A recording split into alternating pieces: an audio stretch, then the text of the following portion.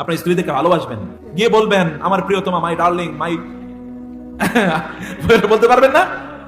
বলেন না, কারে বলবেন ডার্লিং? আই লাভ ইউ, এটা বলেন, সমস্যা কি? আপনি স্ত্রীকে তো আপনি বলবেন।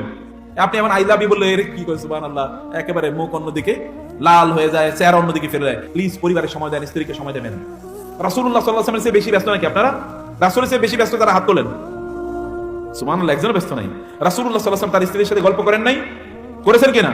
তাদের সাথে খেলাধুলা করেছেন কিনা? তাদের সাথে এমন গল্প করেছেন, আয়েশা রাদিয়াল্লাহু তাআলা আনহা 11 জন নারীর লম্বা একটা গল্প করেছেন। রাসূলুল্লাহ সাল্লাল্লাহু আলাইহি ওয়াসাল্লাম মনোযোগ দিয়ে গল্প শুনেছেন। আপনাদের মতো তো বুজুর্গের মতো বলেন, এই মানুষের কথা আমারে শোনাইও না তো।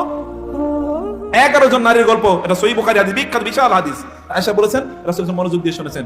চাঁদের রাতে রাসূল সাল্লাল্লাহু সাথে আয়েশা রাদিয়াল্লাহু তাআলা আনহা দৌড় প্রতিযোগিতা করেছেন না? তিনি যতগুলো সফরে গেছেন সবগুলো যুদ্ধে কোন না কোন স্ত্রী তার সাথে ছিল। কোন রাত এমন কোন রাত যায়নি সকল স্ত্রীর সাথে একবার কথা বলে তারপরে তিনি ঘুমাতে যান নাই। কেমন কোন রাত যায় নাই যদি তিনি